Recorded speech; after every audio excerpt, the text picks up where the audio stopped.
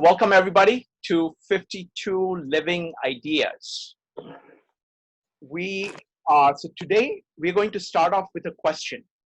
The question is going to be, this entire series, what John has been doing is that he's been taking one idea and he's taking one book. So the question I want to put on the table for everybody is, what book has influenced you? What book has helped you most in your self-improvement? So you get to speak for about 2 to 3 minutes on any book that has influenced you. Okay, so I'm going to give a chance for people who came in first, so who got a little bit of more heads up to kind of start off. So it's going to be Christopher, followed by Joe, followed by Jeff. So Christopher, go ahead. You wanted me to tell you what book I read or book Yes. I like? Really? What book has influenced you the most? Oh, I think the person and the book has influenced me a lot. What's it called? Partners in Passion by David Price Francis. Mm-hmm. It's a really good book. I read it every time I want to reference something or can't remember something. I always look at it. So. What did you get from it? Basically, it can map out the way relationships work. Any relationship, like I'm having a relationship with you now, and it'll explain how that works, and all these people I'm having a relationship with, and it'll explain all the, not just the dynamics, but how this communication is happening, maybe on what kind of level, maybe a psychic level or psychology level, how I'm affecting you. And what this is, how it's transpiring between both of us. Just interesting. What was the name of the book again? Partners in Passion. Partners in Passion. Wonderful. Yeah. Joe, what about you? What book has? So, folks, what we are doing is that we're starting off by people sharing the book that has helped them improve their life, and then John will be joining us at 9:30 for his presentation. Joe, go ahead. So, this is actually taking, my mind has been thinking since you just asked the question. There are a number of books, but I'd say Marcus Aurelius' Meditations. Primarily because it teaches you how to understand and have certain expectations of people and to not judge them for your expectations. So, and it's also in a way of living virtuously and treating everybody justly. So I think that it really brings a balanced way and rational way of, analyzing your relationships with others, and a just way in analyzing your relationships with others. So I would say Marcus Aurelius' Meditations is, at this particular moment in time, the most influential book in my life. Jeff, you're next.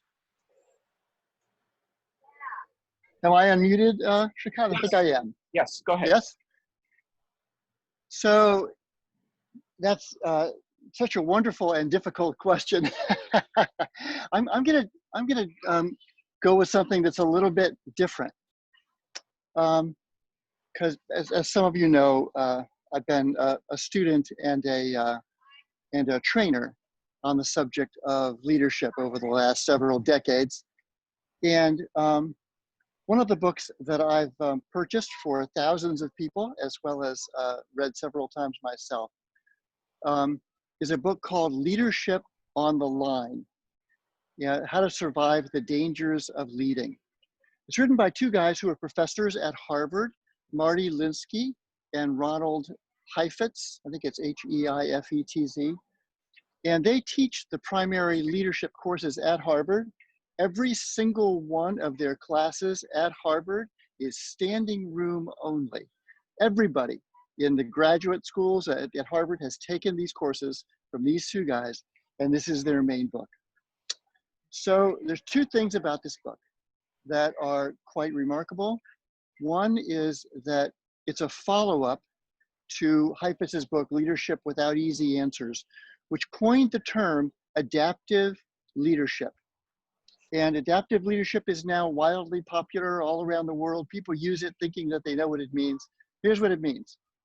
And it's especially relevant in these times, that leadership where one encounters challenges for which there is a known and somewhat tested answer. They call that technical leadership, where it's just about applying the thing that is known. What they say is that quite often in leading complex endeavors, that you encounter problems for which there is no known answer. And they say that the answer has to be brainstormed, evaluated, somehow figuring out what the desired end in mind, what might solve it, experiment with it, try it, iterate it, even when it's costly, fail as quickly as you can. But this idea of adaptive leadership is a very, very important concept today, where we're encountering things that really nobody quite knows the answer to. Like, should you open up New York City on Monday or not? Nobody really knows the answer to that question. Will it have life-changing implications for many people, one way or the other? It will. And so it's an exercise in adaptive rather than technical leadership.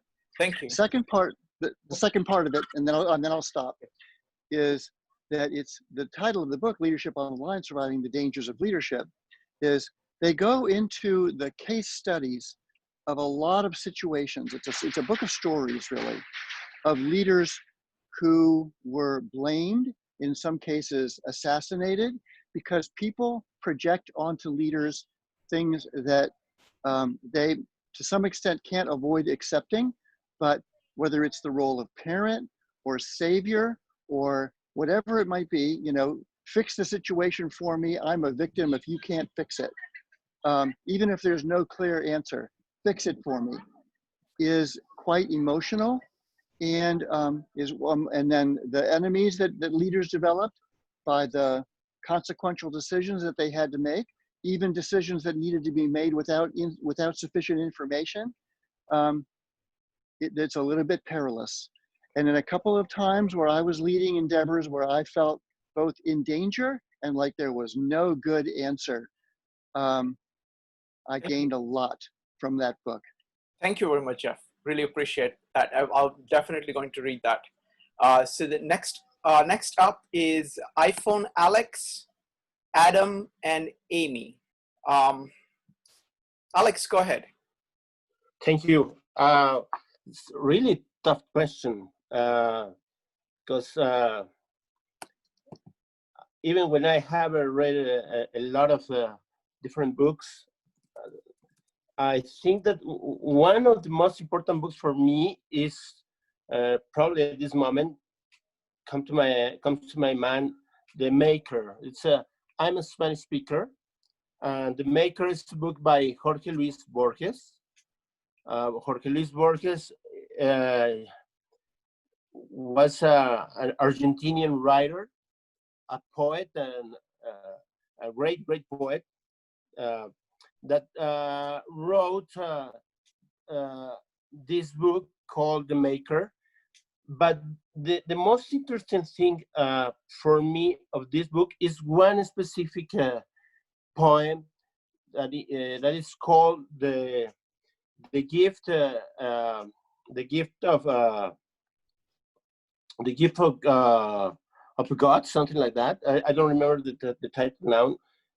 But it's this book. This poem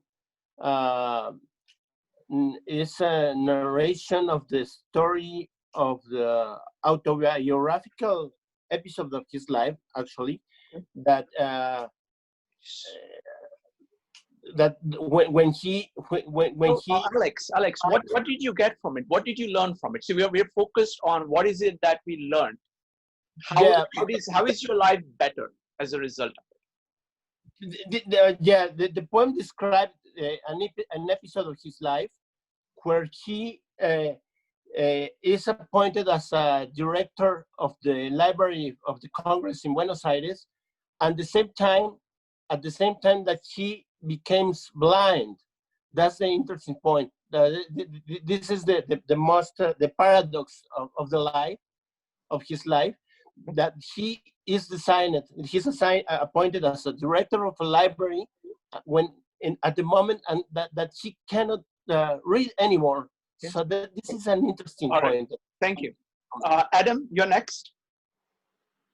In terms of self-improvement, it was a self-help book called Feeling Good by David Burns, a very well-known book that I found one day randomly. And what I learned from the book, which is now very, very well-known foundational stuff in what's This called is a cognitive behavioral therapy book, right? Right. Okay.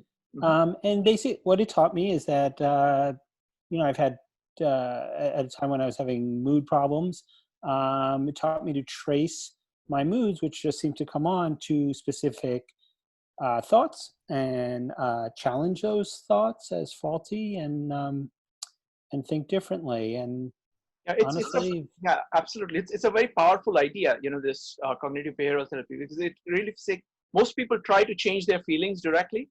And this idea is that you think through things and then you take the action, and the action changes your feelings over time instead of waiting for feelings to come directly. yes. Although I would say about this book, that's cognitive behavioral therapy. This was a little more specific, but I take what you say as actually an even better expansion on this idea. This was a little narrower. Okay. Cognitive. Thanks. Thank you. Next one up is Rebecca. Rebecca, would you like to share a book? Yeah, I don't have any profound reasoning behind it, but I really enjoyed Jordan Peterson's 12 Rules for Life. I know it's kind of a more controversial opinion because he's a controversial figure, but I really liked how, how sort of down to earth it was and realistic, and basically we're all gonna die, so let's just make the best of what's going on right now. So that's all I have. Okay, you're in good company. We, in our meetup, we covered the entire book chapter by chapter, and we are currently doing a series on 12 rules every Thursday, one rule at a time. We had 70, 80 people yesterday talking this rule. So I didn't know that. It's good to know. Thank you. Thursdays, yeah, it's on Thursdays. Okay, thank you. 9 p.m. So next up is William, followed by Mark, followed by Joe. Joe Chalres. William, go ahead. Good evening, everybody.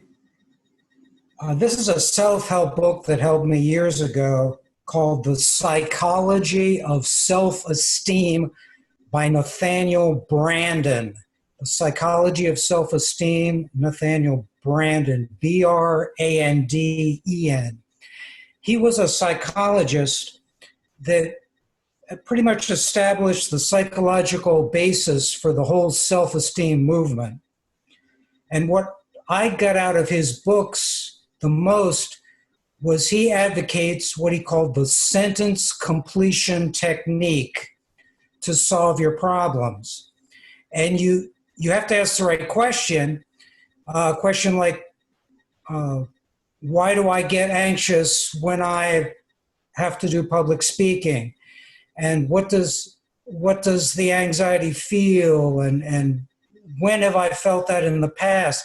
And you pretty much write out in a stream of consciousness way what your thoughts are. And it's very helpful to get to the bottom of a real problem and how to fix it. Thanks. Wonderful. Thank you. Thank you. Next up is Mark, followed by Joe. Mark, go ahead.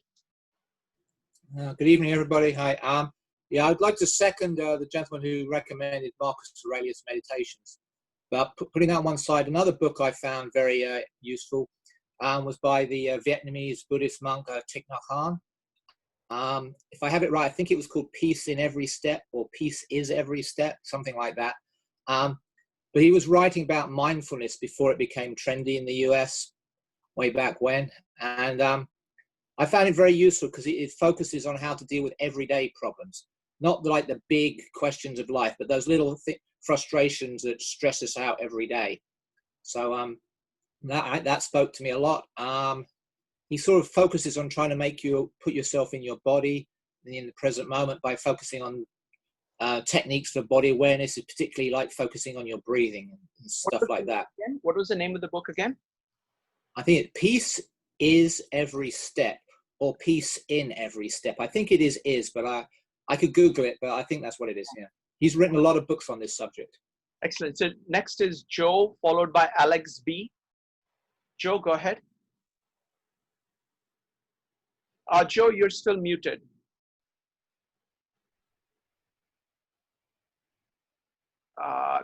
Joe, I think there is some problem with your sound, unfortunately. Yeah, I can't hear you. You can type in this one. That's fine. Alex B, you're next.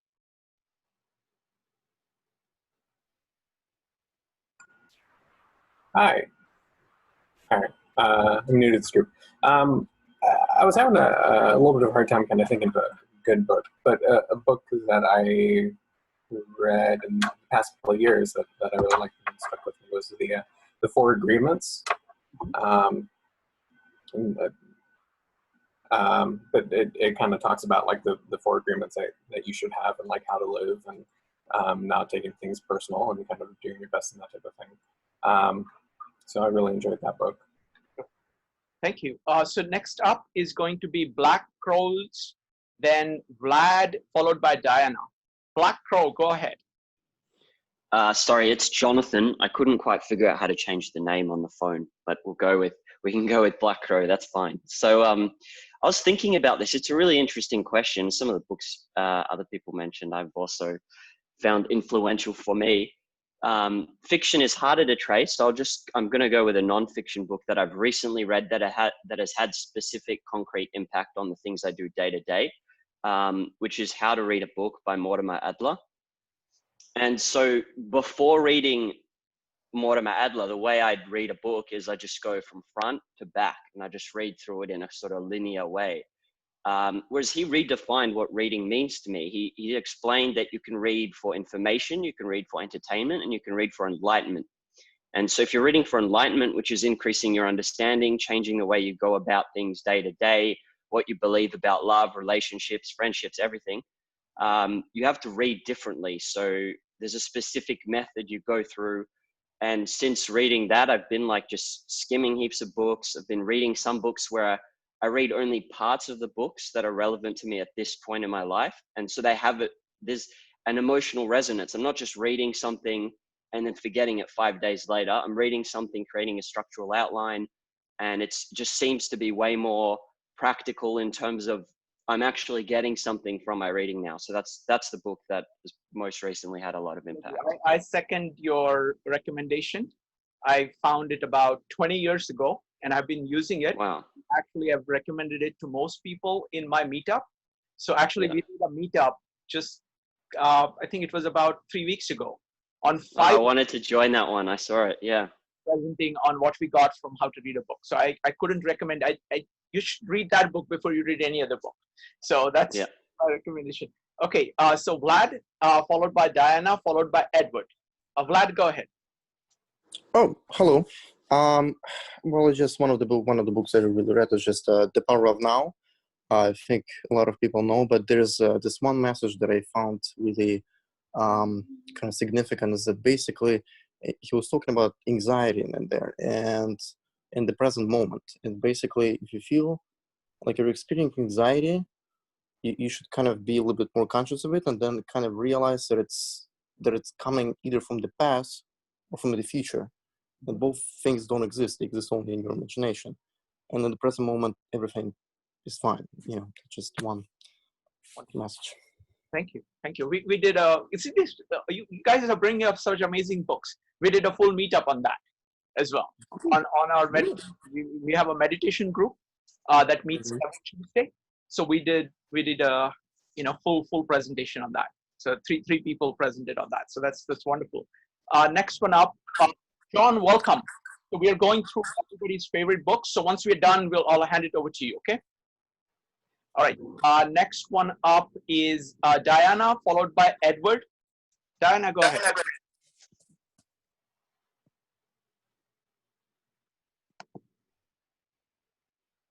Okay, I don't see Diana. Edward, your turn. What book have you found most useful? Well, there's a number of them, but probably the one that pops to mind quickly is the Four Agreements. It's a book by a Toltec doctor, a modern doctor, right? But he's from the Toltec tribe. And the philosophy of the Toltecs was very much like Stoics and Buddhists. Thank you. So Diana's audio is not working. She's usually full of wisdom, and the book that she recommends is The Outsider by Colin Wilson. Okay, next one up is Faisal. Faisal, what's the book that has influenced you most? Oh my God, you caught me like by surprise.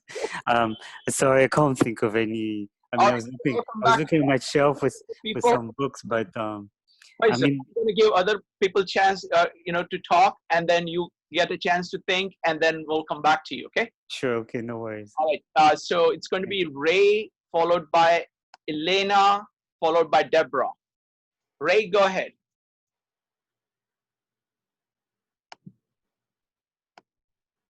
Okay. Next up is Elena. Elena, what book has influenced you the most? Well, I'd say in different periods of my life, there were different books that were good.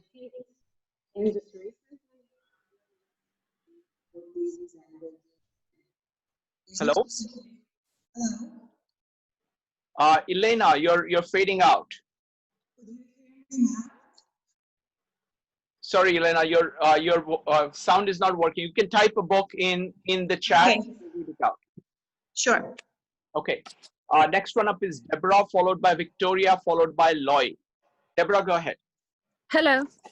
Is my sound working? Yes, perfect. Okay, good. Okay, I've been really inspired by John and self-improvement, and I happen to have bought a book at the Chopra Center, where Deepak Chopra had a center near San Diego, and it's called Change Your Schedule, Change Your Life. I don't know if you know that. So it's written by an I don't know how to pronounce this. Why can't I say it? Ayurveda? Mm-hmm. How do you say that word? Ayurveda? Yeah. Yeah. And he is from India, and his name is Suhas Shirkaskar, something like this. And so he is teaching us how to be cognizant of your body clock and how to do certain things at certain times and to be more successful and productive. Excellent. So it's been really helpful. Excellent.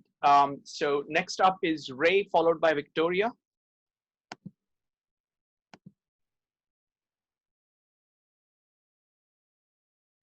Ray? Hello? Hello? Go ahead. Hello? Go ahead, Ray. Hi, can you hear me? Yes, go ahead. Okay, so the book I would choose is The Law of Attraction by Esther and Jerry Hicks. Mm-hmm. And I would say the thing it taught me the most was it's really about the things that you attract in your life are whatever it is that you're focusing on. So if you're focusing on something from a negative perspective, like, I don't know, like, for example, I don't like my job. The people there are horrible and everyone there is horrible. You're just going to attract more of that into your life. So you need to shift, according to the book, you need to shift your perspective to there are plenty of good people out there. There are plenty of good people in all different workspaces, and there are plenty of good people in my workspace, and I can meet those people and engage with them. So it's sort of changing your perspective and thinking of what you want to attract more of. Excellent. Excellent. Next up is Victoria. Victoria, go ahead.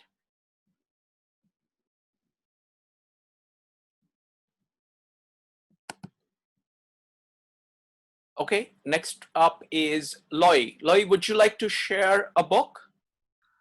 It's very hard for me to pick one right now because different books have influenced me That's at fine. different stage in my life. The one that I feel the last few years that I was really interested in is Secrets of the Dragon Gate by Dr. Stephen Gill and Jonathan Blank.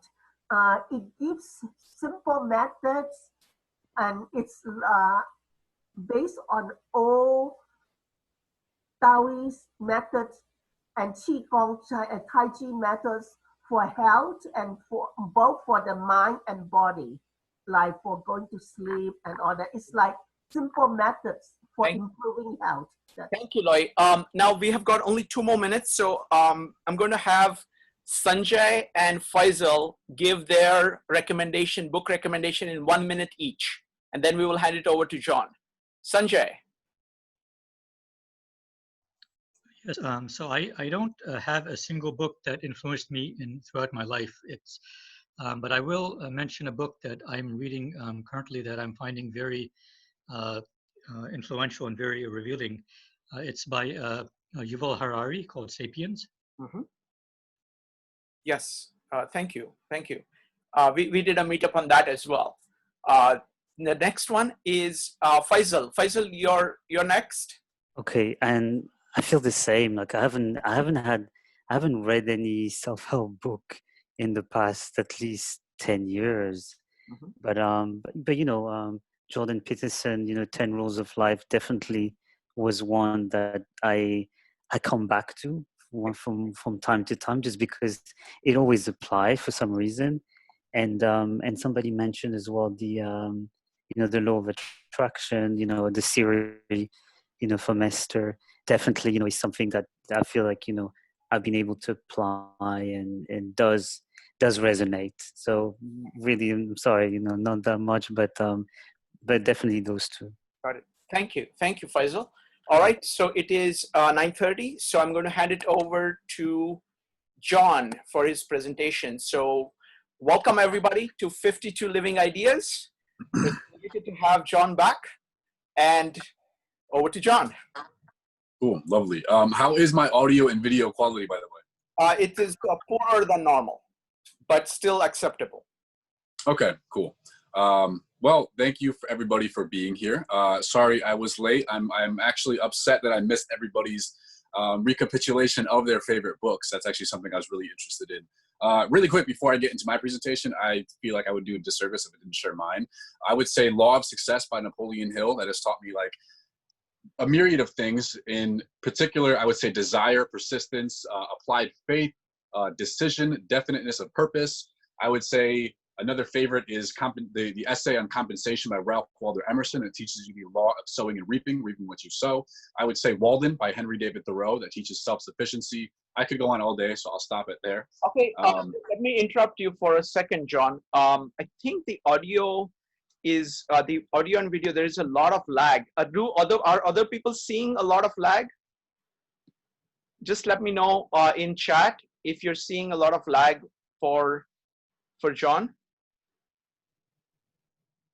Okay, I don't see anything. Is there anything like you're at a different place? Yeah. Okay. That's fine. Let's carry on. Just make sure you don't have anything else running in the background or anything like that. Any streaming going on or anything like that. It has improved a little bit. All right. So welcome everyone. John. Cool. Yeah, we'll try. If it does cut out, I can try service. I'm on Wi-Fi. I don't know if service would be. I could try it. If I interrupt that bad though, cut in and let me know. We say in the chat, I don't see any problems, so we should be fine. Let's go. Okay, so yeah, like I said, thank everybody for coming. I'm very appreciative that you guys choose to spend your evening with me. We are obviously talking about concepts for self-improvement, and today we are talking about Edgar Allan Poe's Telltale Heart and the nature and implications of conscience. You do not have to have read this short story. I will summarize, and as a brief note, I know it wasn't included in the title, but I do want to interject another, I guess, synopsis of Shakespeare's Macbeth too. So we're going to look at those two stories. I'm going to summarize both of them, the necessary points. We're going to look at the notion of conscience, and we're going to look at what happens when we neglect it, what happens when we apply it, and then finally some action steps on how to apply these things. Okay, so with that said, we're going to cast a backdrop with the two stories. I'm going to summarize them, only the necessary parts. So we'll start with Edgar Allan Poe's Telltale Heart. It's a very short story. The main character is a young man, and he has a roommate, which is an older gentleman. And for some particular reason, the only thing that the main character notices about the old man that bothers him is kind of a trivial detail. So the author describes the older man as, I believe he was blind in one eye because one eye was like glazed over or something like this. And this annoyed the younger man for whatever particular reason. So in the middle of the night one day, the young man finds himself in the old man's room just looking at the opaque eye for whatever reason, and it's bothering him, and he's just like focusing on it. I know someone just brought up law of attraction. You're focusing on it. Of course, whatever you're focusing on, it's going to consume your consciousness. That's all you're going to recognize. So he kept doing this, and the old man awoke in the middle of the night, and he said, "Hey, who's there? Somebody's in my room. What's going on here?" The younger man panicked, and he kind of just snapped. And long story short, he flips the mattress on top of this old man, suffocating him, killing him, dismembering him. Poe was a very dark author. Dismembers him, hides his body parts in the floorboards in the apartment, and then acts like nothing happened. The neighbor heard a commotion, calls the police. The police come knocking at the door, but the young man actually has composure, and he holds it together. He's a charismatic individual. He's sociable to the cops, and he's like, "Oh, everything is fine here, officers. There's nothing to see." The old man is away on vacation. You can see all his valuables are still here. That commotion was not from here. You have nothing to worry about. So the officers, they relax a little bit. They're sitting down, they're chit-chatting. And eventually the young man, his guilty conscience begins to eat away at him. And how it manifests is he hears the old man's heartbeat over and over and over. He hears this rhythmic thumping. And eventually it gets louder and louder and louder. He tries to ignore it. He tries to talk over it. He tries to, laugh and joke around with the officers and try to act like everything's okay to kind of suppress this voice, this rhythmic beating, and hence the title Telltale Heart. Eventually it gets so overwhelming that he admits his immoral deed. He says, "Okay, I've had enough. I can't handle this. I would rather do anything but than scream than be in this perpetual state of agony. Officers, I did this deed. His body's buried here." The end of the story.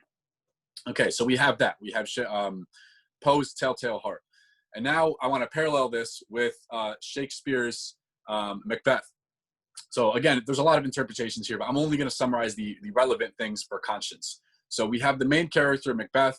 You can call him somewhat of a prince, and he's about to be king. He talks to these prophetic witches, and what these witches do is whatever they say becomes reality. So if they tell you something, that is good. They basically foresee the future. So they say to Macbeth, "You are to be king." So he's like, "Okay, cool. That sounds nice." He tells his wife, he says, "Okay, I talked to these prophets. They said I'm going to be king. That sounds cool, right? You would be a queen." So immediately she puts an idea in his head. She's like, "We should kill the king, or you should kill the king. That way you can be promoted sooner. We don't have to wait. You would definitely be king because the witches said it, right? So if he wasn't king, you would be next in line." And then he is kind of on board with this for a little bit, and then he has a moment or two to think for himself. And kind of similar to the young man in the story of Edgar Allan Poe, he doesn't really have any particular like bad blood with the king. Like there's no justification he can really find to murder this individual. It was kind of just impulsive. So he tells his wife, he's like, "Listen, I don't really want to go through with this. I can't seem to justify it. The king is a benevolent individual. I don't have any particular reason to murder him. I can wait, and I'll be king when I have to be king, when fate gives me the opportunity." So his wife actually refutes this and says, "You're a coward. You need to stay consistent to your word." She eventually talks him into killing the king, and he immediately regrets it. So he does kill the king. He regrets it. And the rest of the story is him just being extremely skeptical, extremely paranoid, trying to cover his tracks, trying to like avoid any attention.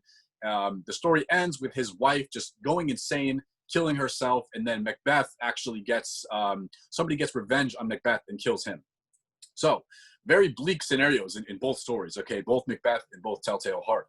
And I think I want to parallel I want to illuminate the parallel theme here, which is conscience. Okay, so conscience is defined in the dictionary as the inner voice determining rightness or wrongness of one's behavior. Okay, so if we're going to look at interpretations here, I'm going to first look at what happens when we neglect to listen to the voice of our conscience, when we ignore it, or we hear it and we just do the wrong thing anyway, out of whatever desire we want to gain. And then we're going to look at the ramifications of listening to and adhering the wise words of this conscience. So firstly, if we neglect to listen to this voice of conscience, that small voice in our head when it typically tells us what not to do, I think that's what conscience is. I think intuition, quick side note, I think intuition more so tells us what to do. Conscience is that voice that warns us, okay, don't do that thing. It's usually like, it inhibits action. It's governing action that we're going to take. It says you shouldn't do that. Okay, that's what I would define conscience as. That's a difference, I think, between intuition and conscience. So, back to the stories. We have the consequences of neglecting to listen to our conscience. I think, firstly, it will amplify in our head until we cannot possibly ignore it anymore. And this is exemplified in Telltale Heart by obviously the nature of the title of the story, the Telltale Heart. He hears this beating, of this rhythmic beating of the heart. At first, it's small. And I think this whole symbolism here, this beating was the voice of his conscience, right? I think that's just symbolism to illustrate that. For it was quiet at one time, so he had the opportunity to not murder this individual, not murder this old man. So he had time to think over it, think it over. And then eventually, he did the immoral deed anyway, out of a snap, impulsive judgment, whatever it happened to be. And then eventually this rhythmic beating got louder and louder and louder, and he could not ignore it. He could not look away. He could not bury it out with different noise. He could not ignore it, and it consumed his mind. It got extremely loud. So that's the Edgar Allan Poe example. The Macbeth example, this is exemplified in the instance right after Macbeth kills the king. Immediately following the act, like the same paragraph after he does it, it's describing, he hears a knock at the door, and Macbeth has a little monologue right at that point, and he's like, how is it with me that these noises are bothering me so much? He's extremely sensitive to any noise or any sound, and he's like all reprehensive and erratic in his behavior because he's very sensitive to this noise. And I think, again, similar to Edgar Allan Poe with the knock on the door from the police and the beating of the heart, these noises are just symbolism to represent our conscience talking to us. That's my interpretation of both stories. So that's the first ramification of neglecting our conscience. I think it consumes us, and it gets louder and louder and louder until we can't possibly ignore it.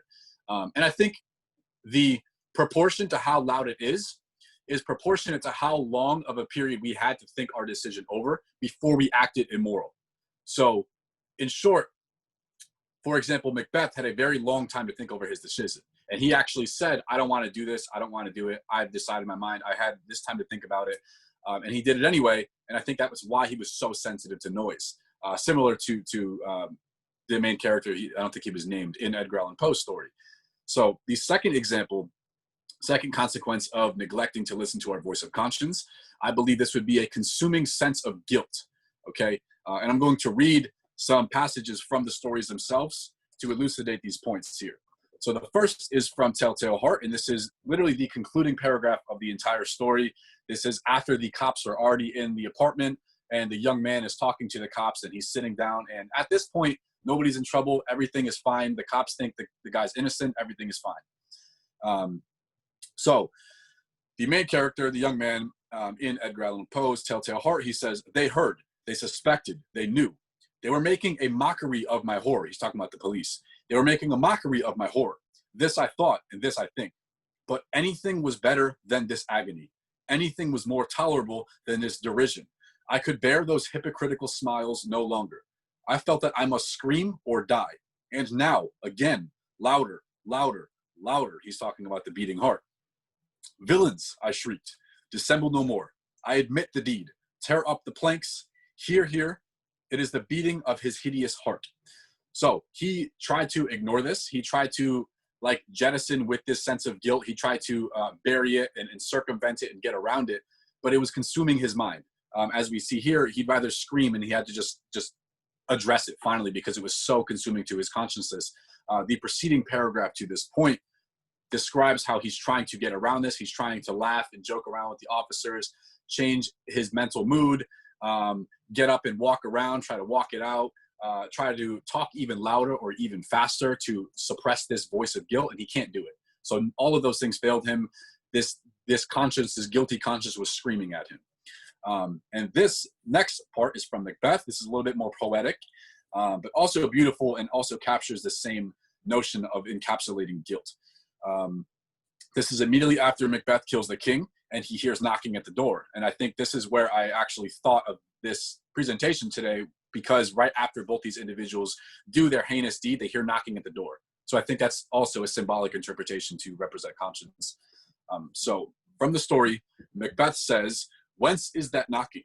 How is it with me when every noise appalls me? What hands are here? They pluck out my eyes.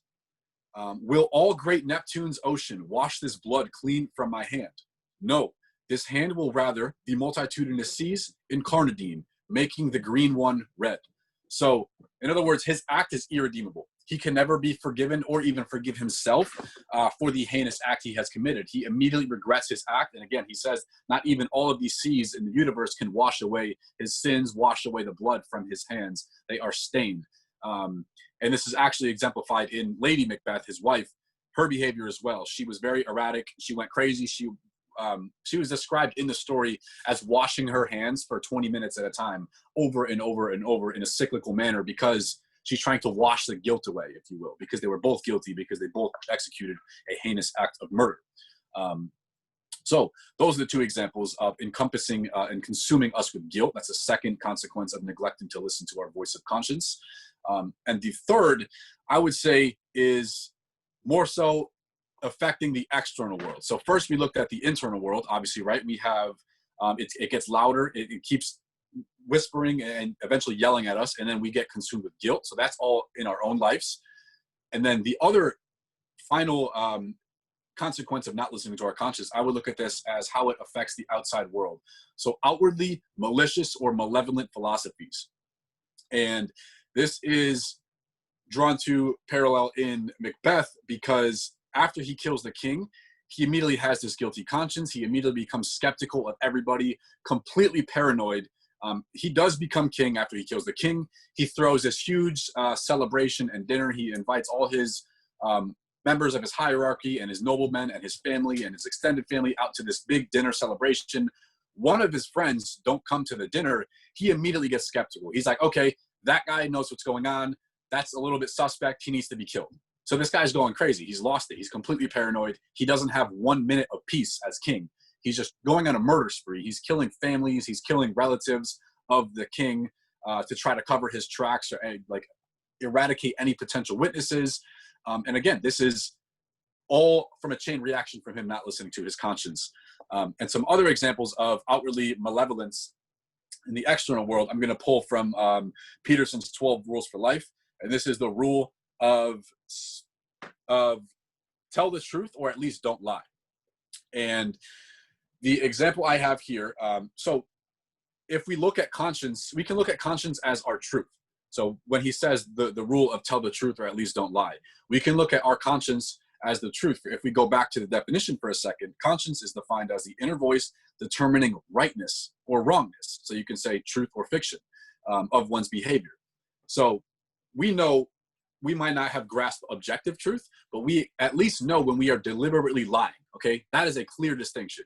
We might act as if our truth, we might not have objective truth in the sense of we might be ill-informed, we might be misinformed, we might be lacking the contingent experiences or perspectives or insight to have objective truth, and that's fine.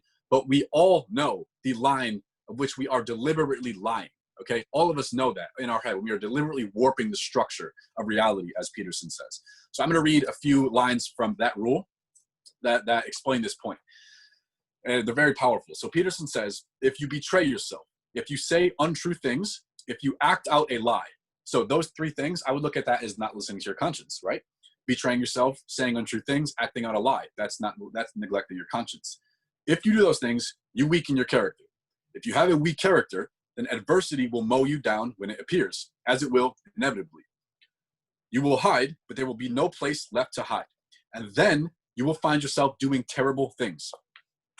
Viktor Frankl, author of Man's Search for Meaning, said, deceitful, inauthentic individual existence, not listening to your conscience, is the precursor of social totalitarianism.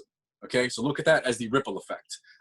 Your actions exceed the consequences of your own life. Okay, you are a node in the network. You influence, if you want to take it even deeper, you literally change the outcome of the world with every decision. But we can't track that through cause and effect. But we should act like we do. So inauthentic individual existence is a precursor of social totalitarianism. Freud believed repression contributed in a non-trivial manner to the development of illness. Adler knew it was lies that bred sickness. Carl Jung knew that moral problems plagued his patients and that such problems were caused by untruth. And then Peterson concludes with, lies warp the structure of being. Untruth corrupts the soul and the state alike, and one form of corruption feeds on the other. So if you realize, if you have the hypotheses that these things can be far-fetched, that our actions might not exceed that far as a ripple effect, I think we can easily substantiate these with historical examples. Okay, a few that come to mind are the Stanford prison experiment. Another one is the example, what is the name of the study?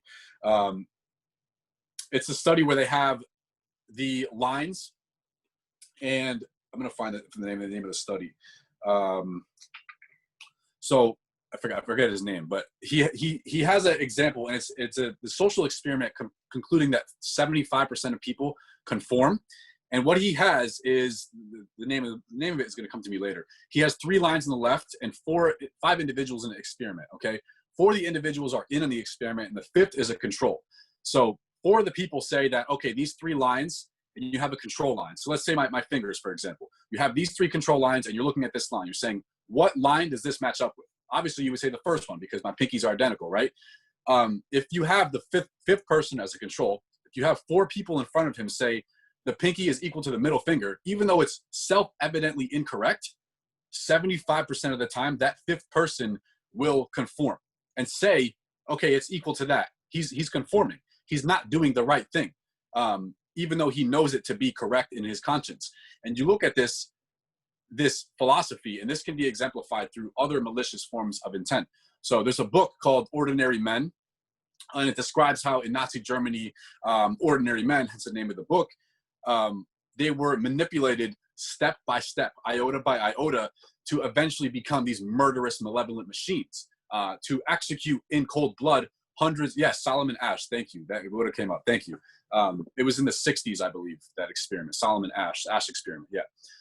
But Ordinary Men was talking about how these individuals got to be bred murderous machines that were executing hundreds of people in cold blood a day, and they weren't really these outwardly evil people in their former lives. And you look at how they get there is step by step, is not listening to their conscience. For in this book, it describes the instance where all of these individuals that were down this path of execution, they had the opportunity to back out. Okay, whatever official or whatever individual in a hierarchy said, okay, if you don't have the stomach for this, or if you don't feel like this is moral, or if you feel like you've had enough, you don't have to murder these people. You can step out. We'll fill other people.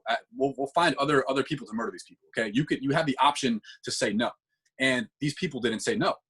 And I have the sneaking suspicion that it was because of this like phenomenon of the Asch experiment. It was conformity. They're probably looking at people around them. They don't want to be exiled from their group socially, because we know in a book called Social, that social pain is processed in the same part of the brain as physical pain. So we realize that exile and embarrassment are literally biologically dangerous, at least in an evolutionary perspective. So they probably just wanted to conform out of whatever these people were doing. So they neglected their voice of conscience. They didn't do what they believed was right, and they adhered to the group. And this is how they became these murderous individuals. And that's obviously an extremely bleak example of this. But I mean, you can extrapolate and look at this through every realm, every lens, every iota of society. So following your own intuition, following your own voice of conscience as a governing mechanism, I think is imperative. So that's a consequence of not listening to our conscience. Outwardly malicious and malevolent philosophies were going to affect detrimentally the people around us and the people in our life. We're going to have a negative net impact and negative ripple effect in the world. So conversely, now I want to look at the positive attributes of listening to our conscience. Namely, we have, firstly, a clear conscience, okay, a lack of guilt. and a life at least free or at least limited, I would say, of regret. Okay, you don't really have any particularly like regretful thoughts. You don't look at things and say, oh, I shouldn't have done that. I shouldn't have done that. You are at peace with your decisions. You don't have to like hold grudges against individuals that you have had bad blood with in the past. You don't have to forget. You don't have to remember all of your lies and your falsehoods and your deceits and your images that you are upholding from inauthentic social relationships. You don't have to uphold any of that. You can just speak the truth. There's a quote, I don't remember who said it, but he says, if you always speak the truth, you don't have to remember anything. That's kind of along the lines of this philosophy. You don't have to uphold any of these images of falsehood. So another example of listening to our conscience actually comes from Socrates. And Socrates says, if we listen to our conscience, we are going to be purified of evil. And this is from the dialogue Phaedo in Trial and Death of Socrates by Plato. I'm going to read briefly here his idea on listening to your conscience. When philosophy offers them purification, by them he means lovers of knowledge, so philosophers. When philosophy offers them purification and release from evil, they feel that they ought not to resist her influence, and to her they incline, and wherever she leads, they follow her. The lovers of knowledge are aware, and they point out to their soul that the eye is full of deceit, and also the ear and the other senses, and they persuade her to retire from them in all but the necessary use of them. So I think that's where phrases like believe none of what you hear and half of what you see originate from, things like that. The senses are deceitful. So retire from them in all but the necessary use of them, and to be gathered up and collected into herself. And here's the important part of conscience: and to trust only to herself and her own intuitions of absolute existence, and mistrust that which comes to her through others. So mistrust that which comes to her through others. And I think that's going back to the point we were just talking about with the Ash experiments. Like mistrust, don't conform blindly to something just because the norm is doing it. We realize that 75% of people will blindly conform even though they know they are doing something in the objectively incorrect. And we can also polarize the negative experience. So if you do listen to your conscience, you could become a positive influence and affect 75% of the people around you into doing moral acts, into doing benevolent things, into doing things that have utility and value, and it will reap positive rewards from. So this is the consequence of listening to our conscience. And now at this point, I want to go over to the application. So what are some things we can keep in mind when we are trying to listen or trying to implement what can we really learn from all of these characters in these stories today? So the first is a quote from Immanuel Kant, where he says, "Act as if the maxim of your action were to become, through your will, a universal law of nature." What does that mean? In simple, if everybody in the world was you, if everybody shared your beliefs, your opinions, your attitudes, your philosophies, your way of living, your disciplines, your habits, your thoughts, your judgments, your implicit biases, etc. If everybody was you, what does the world look like? Is it a good place to live in, or is it a bad place to live in? And it's more of a thought experiment, because there are limitations, there are exceptions. I mean, you have to explore this quote within reason, obviously, because you can get to a fast track of exploitation and like hierarchies of power and control and tyranny, etc. But I mean, within reason, it's a good thought experiment to think, if more people acted like me, is the world a better place? Like, would I be willing to clone myself or not? If we had a bunch of clones, how would the world act? If I were to run a society full of me's, how would that look like? What would that look like? So yeah, I think that's a very good thought experiment to keep in mind. Another idea to keep in the back of your head is always act as if you are being watched. And I don't mean by an external audience, of course not, because we do things from what we think in solitude. But we are always being watched, first of all, obviously by this voice of conscience. For going back to the Poe example, he would have got away with this murder, like nobody knew, but his conscience knew, and it ate at him until he gave up his secrets.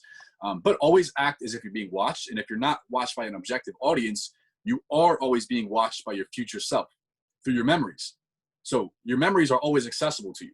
Okay, even though you think you did something that was under the radar, you brushed under the rug, you put it under the bed, whatever the sayings are, nothing is unhidden. Okay, no act is uncompensated for in the law of cause and effect. Again, I brought up Ralph Waldo Emerson, Compensation, is one of my favorite books for that reason.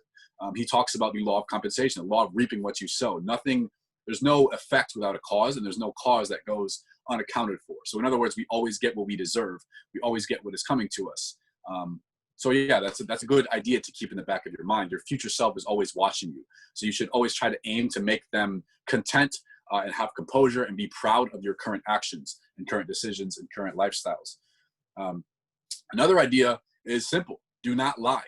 Okay. So I brought up earlier, instead of just saying, oh, be truthful all the time, tell the truth. We might not know the truth, but like I said, we always know the objective threshold we pass when we deliberately lie and manipulate people.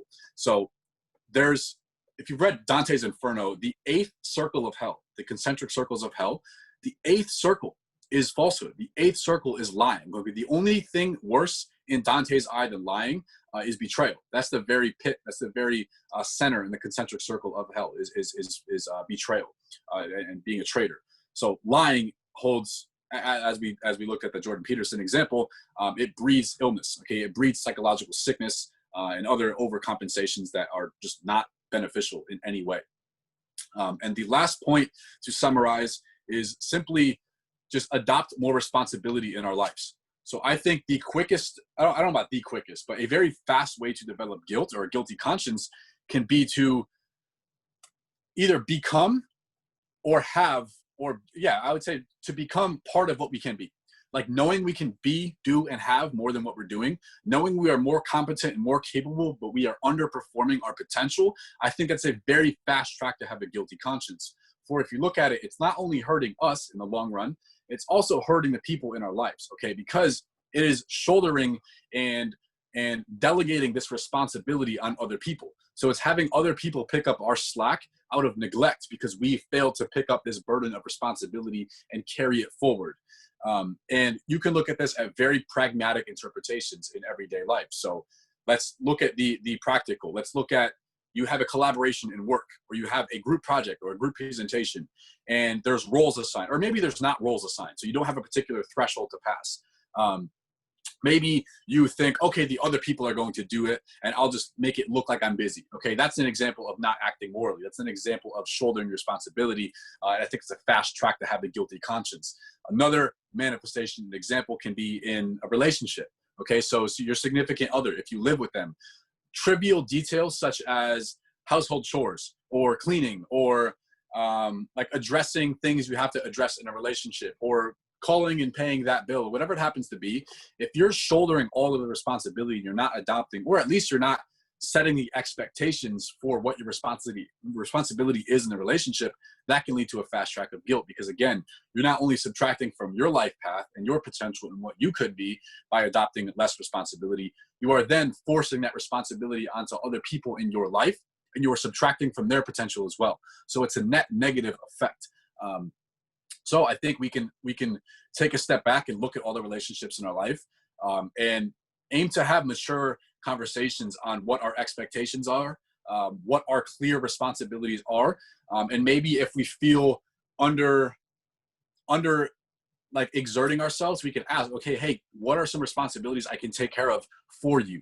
Like, what are some things, let me lighten your load a little bit. Let me adopt some more responsibility so I can make your life a little bit easier. So we can find whatever particular balance we are both competent and confident and happy with, instead of just blindly and never addressing these things until eventually these things manifest slowly under the surface, leading to resentment, leading to bitterness, leading to being distant from your partner. Obviously, there's tons of ways these things can manifest, but I think having a mature relationship, not just in significant other, I think in any relationship, in a work relationship, in a friendship, drawing lines of expectations and adopting more responsibility so we can shoulder the burdens from other people and begin to lighten their load, I guess. And I think that would lead to a clear conscience and not a guilty conscience.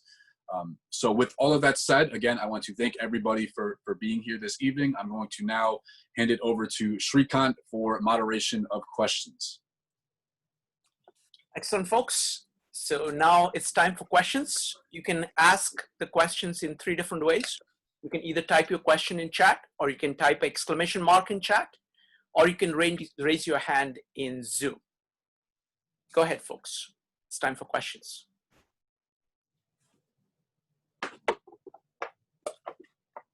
I'm going to give it a minute. I always have questions, but your questions take priority. All right, so let's start, John, by... Joseph has the one. What's that? Joseph has a question. Oh, Joe has a question? I don't see it. Just a second. Joe, go ahead.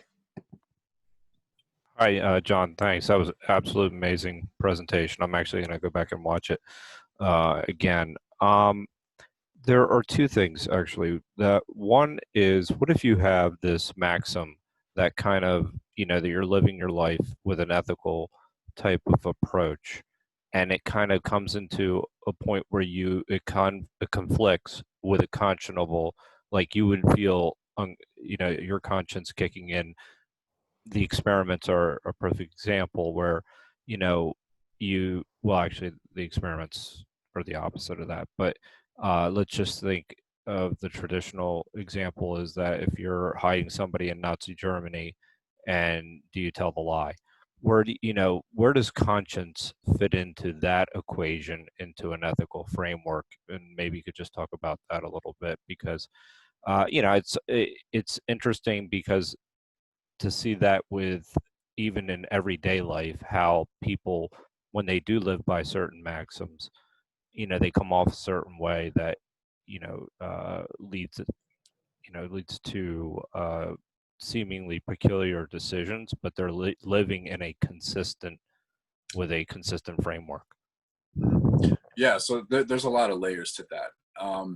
I think, so this today's discussion is only on conscience. I think you're right. There are a lot of other attributes and characteristics that would have to come into play for someone to, like, for example, to have that fifth person in the Ash experiment to say, like, you guys are crazy, that line's shorter. Like, what are you guys all talking about? There are some other attributes there. I mean, there's tons of them, namely courage, I think, is number one. So there are a lot of other attributes, like contingent upon other instances. I think this is, like, it varies widely in a particular circumstance. We'd have to look at a specific example, but I keep thinking of a quote from Emerson that comes to mind. And he says, "To believe what is true in your heart is true for all men. That is genius." Okay, that's what he says. So it's like to be governed by, like, this, having this anchor in yourself, and whatever ways we can cultivate that. I think there's a lot of ways to be able to cultivate that, like certainty I talked about with Othello, self-assurance, not being susceptible to manipulation and exploitation. There's a lot of contingent variables that go into play there, but I think mainly courage, and having the audacity to step out against the crowd, which is evolutionarily dangerous. I mean, I brought up the book Social by Matthew Lieberman, and it made sense. In an evolutionary perspective, conformity meant survival. Okay, it meant we had food, we had shelter, we had to rely, we had to, we had the whole tribe to give us food and like be within that part of civilization. Whereas if we didn't adhere to that dominant narrative, and we said, you know what, I'm not going to go with this. You guys are all wrong. I'm going to act on my individual conscience. You died. Okay, you were a lone wolf. You didn't have clothing. You didn't have shelter. You couldn't hunt your own food and then build shelter and cook it and do all these things in one day by yourself. If someone wasn't going to kill you anyways. So it's weird because it's almost counterintuitive. You have to literally fight your like biology in a way, because like I said, our biology is shaped to conform. Like, we are neurologically wired to conform, and that explains this 75% adherence rate to the dominant narrative. So there's, like I said, in short, there's a lot of variables there. I think the number one thing is courage to step out against that. And however, I think there's a bunch of different ways to cultivate that. But yeah, I don't really have a particular short answer for that. There are a lot of other attributes that come into play into the potential that a person is going to say no to the majority and go their own way. That takes a lot of other attributes than just listening to their conscience. Next question is from Jonathan. Jonathan, go ahead. Okay, thank you. Yeah, I also really enjoyed that presentation, John. I like that you also substantiated the things you were saying with examples from fiction and history and experiments. So I'm still sort of trying to clarify in my own head this difference between conscience and guilt. So I'm thinking conscience is the thing that guides you before you do an act, that it tells you this is good or bad, and then guilt is something that follows after an act. Would you say that's yeah, that's correct fair. sort of? That's fair. Okay, I agree. and then so in the Telltale Heart, what was guiding him to feel like? Would you say the thing that guided the guy who committed the murder to feel this disgust and feel this hatred towards this man originated from the same source as conscience and guilt? That's a good question. I think, have you read Tessa Hart? Ages ago, and I still remember still remember just the section of the beating heart. Yeah. Yeah, right. It's ambiguous. I mean, there's no particular, like, he didn't really have a desire or a justification for killing the individual, but he was clearly guilty after it. He clearly regretted it. Like, he was just like entertaining the thought, and I think it was like more of an active impulse. Like, he didn't want to get caught like spying on the guy, whatever he was doing. He didn't want to explain his way out. He does say in this story he like had good feelings toward the old man. Like, he admired the guy or whatever he said. There was no justification for the murder, especially not the dismemberment and burying under floorboards. Like, that's just bleak. So yeah, he was immediately guilty, I think, because he didn't follow that voice of, like, I mean, the voice wasn't in the story, but we can imagine it. It was in the story, or it was in the fictional character's head because he didn't listen to it. Like, he did something that he didn't truly want to do. And we know that because of the consequence of guilt. And I think your definition of guilt in that respective regard is accurate. It's like you have that option of not doing something. If you listen to it, cool, you're in the clear. You don't have to worry about anything, whatever. Like, that was a weird thought. That was an impulsive thought. Whatever, like, triggered it, that's okay. But if you didn't listen to that voice of conscience and you did whatever you like, that you did that immoral deed anyway, that's when guilt manifests and crystallizes. And obviously he was consumed by it. So he was obviously regretful of his decision, but it leaves a lot of room for interpretation. There's really no, like, leading up to the murder, there's not that much like dialogue. There's not that much describing of their relationship or of any motive or lack thereof. Next, it's going to be Sanjay, followed by Faisal, Wayne, and Joe C. Sanjay, go ahead.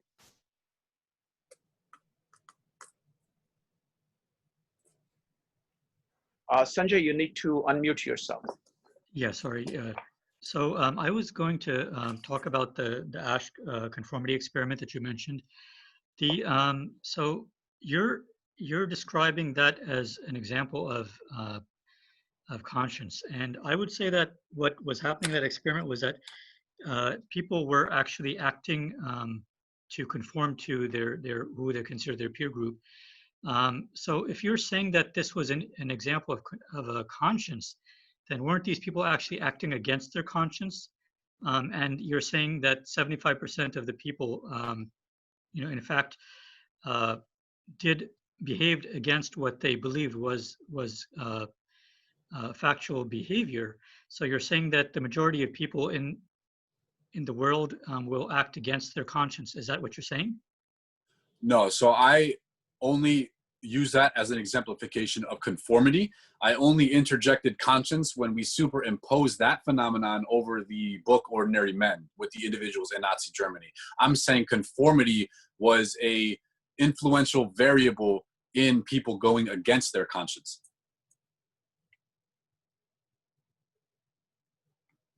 Okay, next up is Faisal. Faisal, go ahead. Yeah, hi. Thanks, John. I think you covered all the points. Definitely, on I think conscious. But I was just curious about. Two things. One is I read a book a while ago called Men and Civilization: The Control of the Mind, and it really covers it was basically a conference that then got summarized in 2 books. And it covers all aspects of society and how conformity and decision-making is basically instrumentalized. And so they explain literally with examples how, in the family structure, in a boardroom, in a company, how you explained, if things are set up in a way that, decision has to be made in a certain direction, so influence and basically controlled, then, by making sure, you have 5 people agreeing to something, that one person that doesn't agree, like you were pointing out, will end up, in most cases, just agreeing on that. It's really interesting. I mean, it's a very powerful book. Question? So my question really pertained to more like this aspect of ethic, and where you place ethic, in that, in that consciousness, conscious, because I feel like both are very much, intertwined. And, I'm just curious about your thought on that. Yeah, that's a very good question. I mean, I'm going back to the answer I gave to Joseph's question. There is a lot of variables. I mean, there's no like one objective, like social experiment you can run for conscience, I don't think, because there are individual like iotas. So you do steps. So going back to the Ordinary Men book, like these people didn't just like, they didn't start out as ordinary men and then like, okay, we see a bunch of our friends murdering people and like, we're just going to conform blindly because 75% of people conform. No, not at all. They got there in increments. Okay. So it's like first, like, okay, maybe lock these people in a room without a bed overnight. You know what I mean? Maybe, okay, whatever. They deserve it. Let's justify it by saying they're evil, saying they did this. Okay, maybe do that. And it's like step by step they get there. But at each successive step, they ignored their conscience. You at least have a moral justification or ethical framework of what is right and wrong in one moment. Okay, and it's not static. Okay, it's ever changing at any moment with the information and with the value judgments and with the feedback that we get from our decisions. And I don't think these people had guilt because there was nothing, because they were conforming to unethical standards all around them. Okay, they weren't in society. They were just like these maniacs that were only surrounded by other murderous maniacs. So that's all they had to compare and contrast themselves with. So yeah, there's a lot of other variables there. Folks, I just want to remind you that what we're going to do is that after the Q&A, we are going to break up into small groups. We're going to discuss these concepts. And then we're going to come back and we're going to be able to share our comments and thoughts for about 2 minutes each. So what we do at this point is just ask brief questions, okay? So it's going to be Wayne, followed by Joe, followed by Jeff, William, Deborah, and Ray next. Wayne, go ahead. Hey, John, thanks for the presentation again. So I'm trying to, I guess, reconcile what is probably an earlier conception of conscience that has to do with you are being conscious when you're actually conforming to the expectations of others.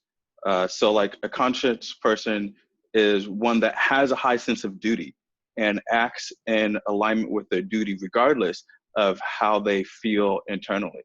And so I wonder if that formulation of being conscious is in alignment with what you presented, because I think what I heard from you is that a conscious person will act on what they individually has decided is the right thing to do. Yeah, so that's a person with I think, so listening to your individual conscience would lead to your, like having a clear conscience, living a life full, like free of regret, like I said, living a life of composure and patience and having all these positive attributes and being at peace with yourself. Whereas if you did something for the exploitation of power, quick side note, I would say to deem the ethical or moral implications of an action is to look at the result, look at what somebody is going to gain from that. So let's say it's a position of power, or we have, like going back to the text, going back to Macbeth, he attained his position of power. It made his wife happy. He had all these grand plans for kingship, but in his own head, in his own mind, it ate at him. Okay, this guilt, this regret, this thing ate at him, and he tried to play it cool. He lived a like meretricious life, so it was attractive on the surface. He's king, he's royalty. He has these extravagant events, but he betrayed his internal voice. He didn't listen to his voice. He listened to the other voices, but not his. That might be justified if the other voices were telling him to do something beneficial, right? Or something of merit to society, or something that would influence a lot of people in a positive way outside of his own life. But it was a detrimental decision. So maybe we could find examples like at a later time, but I think that would be the disparity there. So there might be justification if it's looking at the result as beneficial. That's what I would say. Okay, next question is from Josie. His mic is not working, so he asks, he has not read any self-help books. If you had to recommend one self-help book to him, what would you recommend? Law of Success by Napoleon Hill. Okay, very good. Next up is Jeff. Jeff, go ahead. Hey, John. Wonderful as always. Thank you. Quick question. So I've spent a lot of time exploring morals and ethics. In essence, how to determine, even if your full intention is to do the right thing, how do you know what the right thing is? Mm-hmm. And in my own experience, that sometimes turns out to be a more difficult thing to have great confidence in, have enough information and feeling like you've really analyzed the situation well enough to actually know. Mm-hmm. Even assuming that you were willing to do it, even at your own expense. So I was wondering if you have any guidance on that regard to, assume for a second that that somebody was really willing to do the right thing. Is there any measure? Is there any process that you found to be particularly beneficial in discovering that answer? For example, you have a wonderful end in mind, but it's going to require some means that you're not thrilled about. Right. And do those ends justify those means? Right on down to lying to the German soldiers at the door when Anne Frank is in the closet. Just right. And as soon as you start to acknowledge even single compromises in what you think are honorable means in order to accomplish ends, really opened up Pandora's box here. Right. So that's actually a very good question. I don't have a short answer for that right now, but I would bring it back to the chapter in 12 Rules for Life of tell the truth or at least don't lie. So let's superimpose morality over that, okay? You can say do the right thing or do the good thing, which is whatever level of good you are cognizant of, because like I said, yeah, you brought up good examples. You might not be aware, you might have good intentions, but they're ill-informed or they are going to be malicious. But here's the thing, you can superimpose the same thing over the philosophy of Peterson. You can say, okay, do the right thing. And if you don't know what that is, at least you know what the wrong thing is, okay? All of us know what the wrong thing to do in a situation is, okay? That's clear. And at least don't do that, okay? That's a good I guess, starting point, is at least don't do the immoral thing that we know is wrong. And I think simplistic things like, oh, golden rule and other things like this, they don't always necessarily apply, but they are a good, I guess, framework to begin a philosophy of morality off of. So that's the only answer I guess I could organize right now, is at least don't do the wrong thing, and then maybe try to do the good thing. And if you get reprimanded for it, or if somebody says, hey, that affected me in a negative way, have a conversation with them. If possible, say, hey, I was trying to do the right thing, correct me so I can do a better thing next time. But at least I didn't do the wrong thing, so I don't have a guilty conscience, right? That's what that was my answer. Next one up. Yeah. I was just say one quick thing. So for example, there are situations where, like, Dietrich Bonhoeffer puts together a team of people to try and kill Hitler. And so it does, there are so many examples here. Yeah. William next. So it's going to be William, Deborah, Ray, and Mike. William, go ahead. John, thanks for your presentation. My question is, how do you develop the awareness of your conscience, inner voice, intuition, and not block it out? How do you develop the awareness that it's even there? I wonder about meditation or things like that. Thank you. Thank you. That was going to be my first answer, actually, is meditation.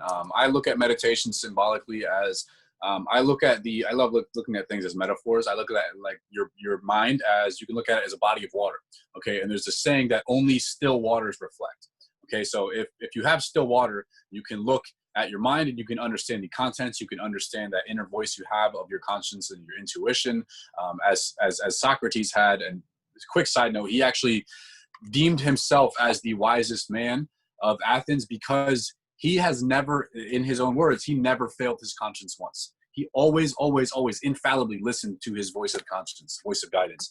And I think a good way to develop the self-awareness and the consciousness of that inner voice, I think in short, is meditation. You will realize that a lot of thoughts that we have are not our own. They are echoing. They are just residual information from all of these sense impressions that we picked up throughout our day. They are opinions from other people. They are justifications for our behavior. But eventually, if you sit long enough and you sift through that like noise, going back to this metaphor, body of water, okay, it's just all these splashes and all these ripples and all these air bubbles going up. If you sit long enough, all those will dissipate.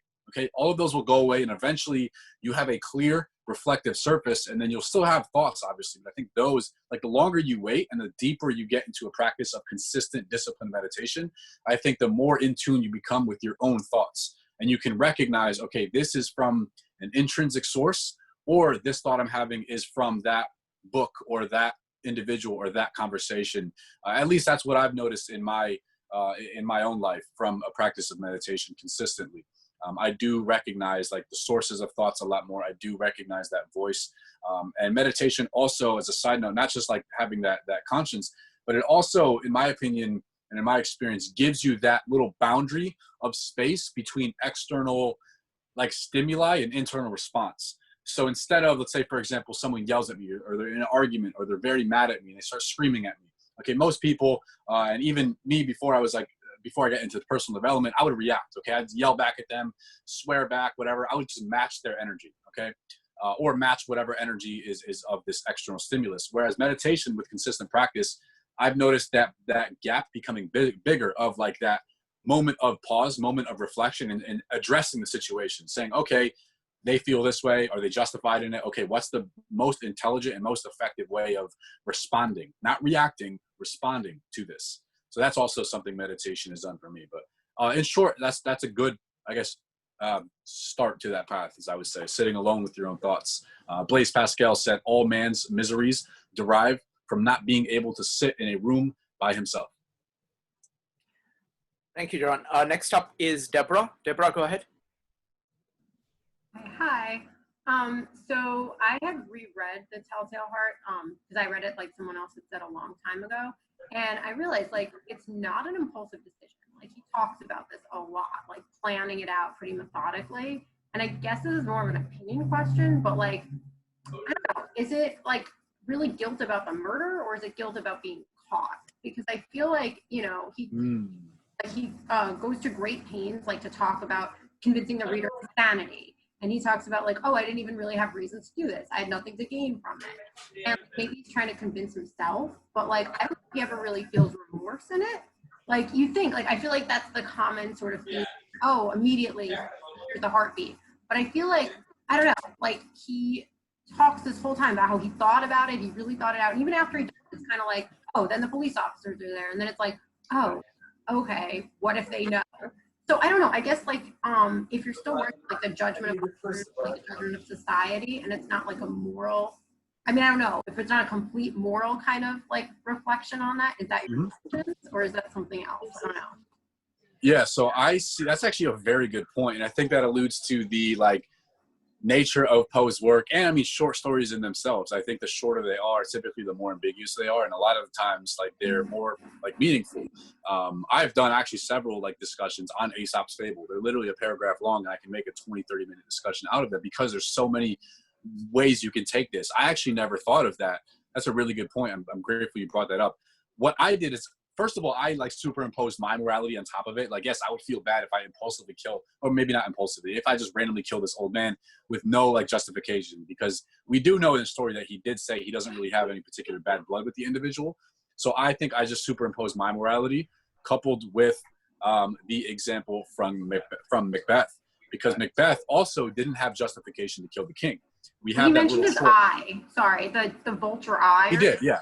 That's but the only thing. That was before. That was the only slight like area of I guess dissatisfaction he had with that character. And you can look at the same thing in like Macbeth's monologues. Like, so Macbeth had these like short instances where he was talking with his wife and saying, oh, like, I don't like him, I don't like him, I like the king, we should do this, we should become king and queen, etc. But when he had time to think for himself, like he had a little monologue to himself, he's like, I can't justify this decision. So I think I looked at these reads in parallel, and I just like automatically assumed that they have the same like morality. That's a good point, though. If the police never came to his house, would he feel the same? I don't know. That's a good thought experiment. The next one up is Ray. Ray, go ahead. Ray? Hi. Hello?